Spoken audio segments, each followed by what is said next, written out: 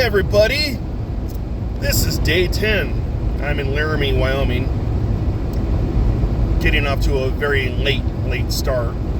I had every intention.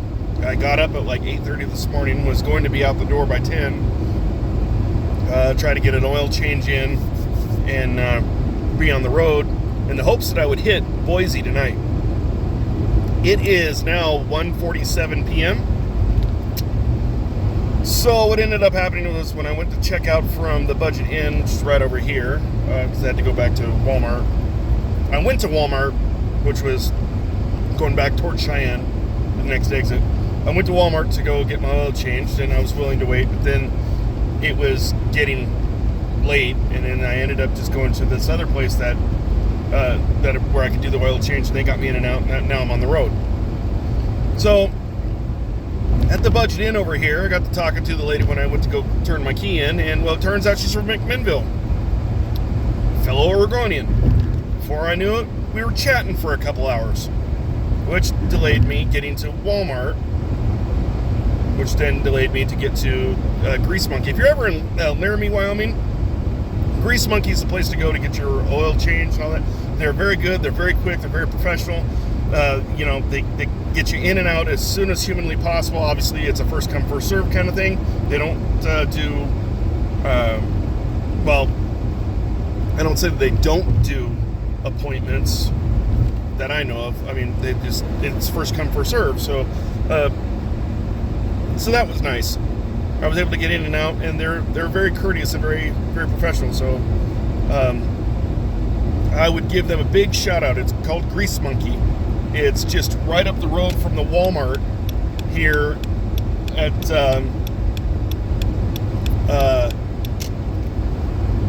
in Laramie, Wyoming, and that's going to be exit 316 on I-80.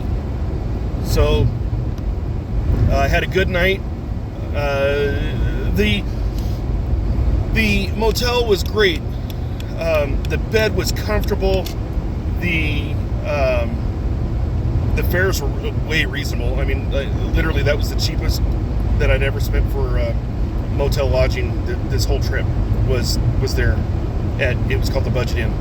The only drawback is that the ambient light from outside bleeds through I mean, there's curtains, but they're like white curtains, and so the ambient light still kind of bleeds through. And so that was a little bit of a kind of a setback, but not really. So, but Laramie it's a spread out town. It's not. I mean, it's not small, but it's not huge. I mean, I imagine it's probably one of Wyoming's major cities. I mean, clearly it's one of the cities that you see on the map. If you're looking at a map of Wyoming, it's one of the cities that they put, on the map there. So a lot of it's kind of spread out, but I mean, it's its own, in a way, it kind of reminds me of home. Some of the towns that we have that are, they're not big major cities, but they're not excessively small either. I guess, it kind of reminds me of Hermiston, I suppose. And Hermiston's Eastern Oregon, right before you're, crossing over to get into the Tri-Cities area there of Washington State. So currently, right now, I'm 96 miles from Rawlins. I'm 204 miles from Rock Springs. Last night, I really wanted to push to get to Rawlins, and I just erred on the side of caution and just stopped here.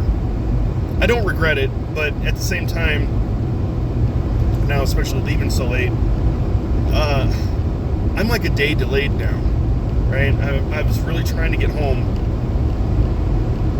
by the 13th, and now it's looking like I may get there on the 12th, but in all likelihood, it's quite possible I'll get there on the 13th, which isn't the end of the world. I mean, the thing is, I just had to be there by the 17th for my niece's birthday, but I kind of wanted to be there by the 13th for my friend's birthday, which, by the way, he has no idea that I'm I'm coming. He thinks I'm still in Kentucky. And so hopefully the surprise hasn't been spoiled. And I don't think it has, because I haven't been too vocal about my travels on Facebook. However, I was tagged at being the Truman House the other day with Thad and Laura. So, I mean, I don't know if he's going to notice that or not. I mean, for all he knows, that could have been last year. I could try to play it off as that. I don't know. At any rate, so I just took a couple pictures, and let me see if I can. I don't know if you can see it or not. I don't know if you can see over my hood there, but what you're seeing in the very far distance there is, I mean, that's the Rockies, right? That's the Rockies, the mountains themselves. I mean, I am in the Rockies now, obviously, because my thing just kind of anyway. Sorry, I gotta fix this thing.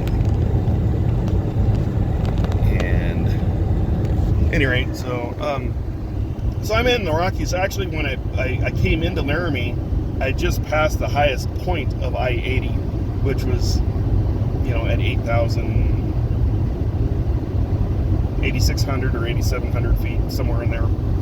And so, I mean, as you can see, that, that's what I'm getting into. That's what I'm driving into. And so the question is, how are the roads?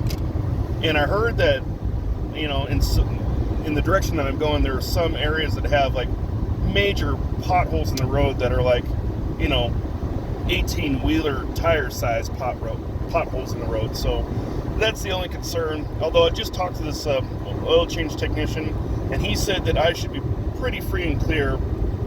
They haven't had any snow in a while, so there isn't really a whole lot in the way of moisture on the ground. So that's a good thing. So like when it gets cold at night, nothing's icing over. And that means no black ice, no icy conditions, no slippery conditions. I should be pretty free and clear. He thinks that I should be able to make Twin Falls easy enough tonight. And as it is, because I'm leaving so late, Twin Falls, Idaho is, it's not Boise, but Twin Falls, Idaho is a day's drive, because I've done it before a couple times.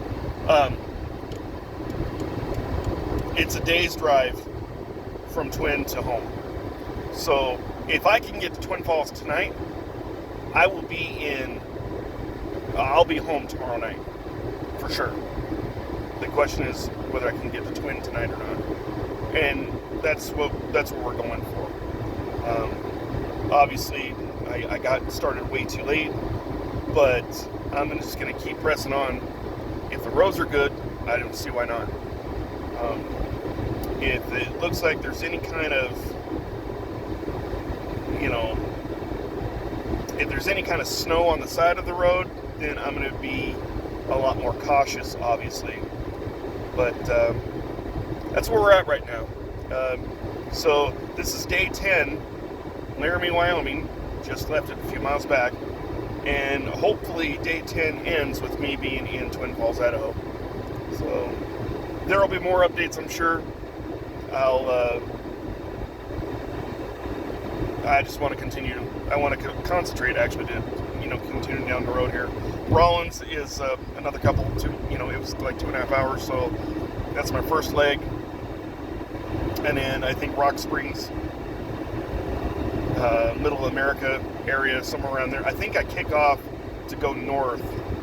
Because see, I don't want to go through Utah. That's how I came out to Kentucky, was avoiding going through Utah. I just went straight across the state of Idaho, and it was made for some really pretty country. It looked a lot like what I'm seeing here. Um, this right here reminds me of what Nebraska would be behind me, and Idaho would be ahead of me. This is what this area kind of, that's what this kind of reminds me of. Like, this part of Wyoming is kind of the, you know, that buffer zone, as it were. At any rate, I'm digressing. So I don't want to go through Utah. Last year I had a coworker. She was kind enough to give me some foodstuffs to munch on the way here. Her son is a truck driver. He told me not to go through Utah, because the problem with going through Utah is that it's kind of in, like, Salt Lake is in a canyon, right? So what goes down must come back up again, and that would put, you know, wear and tear on the engine, and I would be prone to overheating. And he said I was just better off just going straight across the state of Idaho. While it would add 30 miles to the trip, I wasn't going to notice it, which I didn't. And, you know, I got to go see the eastern side of Idaho that I hadn't seen since I was 11. So, that's where we're at right now. And I will definitely update again in a few hours, probably. We'll see. But for now, take care of each other, take care of yourselves, and continue to enjoy these happy trails. And I will talk to you soon. Bye.